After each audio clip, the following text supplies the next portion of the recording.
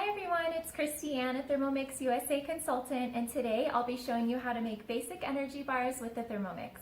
So the first thing we're going to do is chop our almonds. So you can add any nuts that you'd like into these energy bars. Today I'll be using a cup of almonds.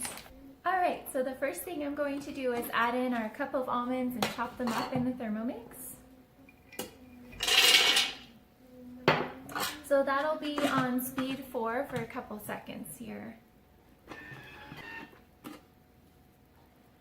Alright, our almonds are chopped up. So I'm going to set them aside in another bowl while we continue the recipe. Okay, the next thing we're going to do is chop up our dates. So last time I was at Costco, we got a really big bag of dates, and I've been looking for recipes to use them. This is one of the perfect recipes to use up dates. So I'm going to measure out about a cup here, and this just helps hold the energy bars together. So we're going to put 1 cup of dates into the Thermomix and chop those up.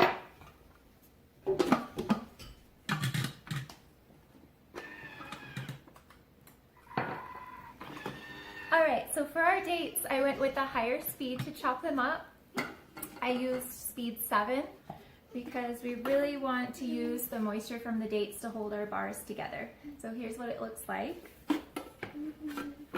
And next I'm going to go ahead and add in our peanut butter, and while it's stirring, just heat it up a little bit. Sometimes when you get peanut butter from a jar, it's really thick, and by warming it up, it'll make it nice and smooth for you. Okay, so we're going to add some peanut butter, about 1/4 a cup. I usually just eyeball it. You can check the texture of the bars after everything's mixed and add a little bit more of this or that and get it exactly how you like it. Some people like the bars to be a little bit drier and other people like them more moist, so it really depends on you. So I'm going to go ahead and melt my peanut butter. We're going to set the temperature to 85 degrees Celsius and our time about 1 minute. And just give it a good stir, so we just need to set it to speed 1. Okay, so our peanut butter is done melting. Let's take a look at our peanut butter and date mixture. It's nice and soft, so now at this point we can add in our oats and add back in the almonds. So we're going to do 1 1/4 cups of oats.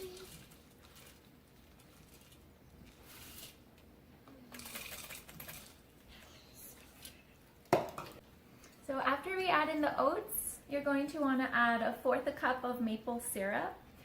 Again, a little bit more liquid to bind your bars together, and it serves as a sweetener, so it makes them sweet.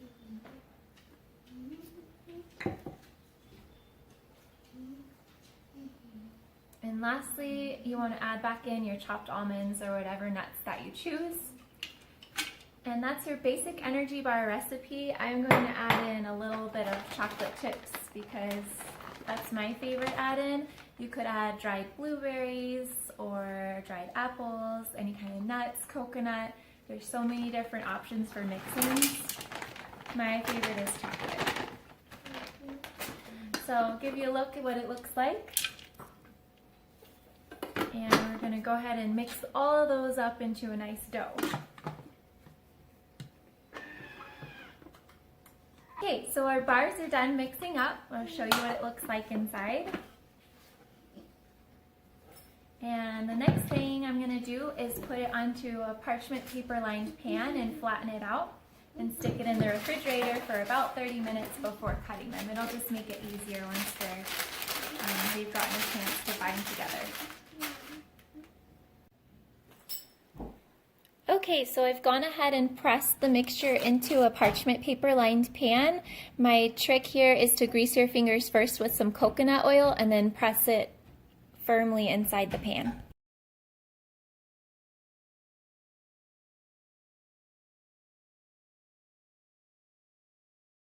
So here are basic energy bars. If you guys have any questions, feel free to send me a direct message.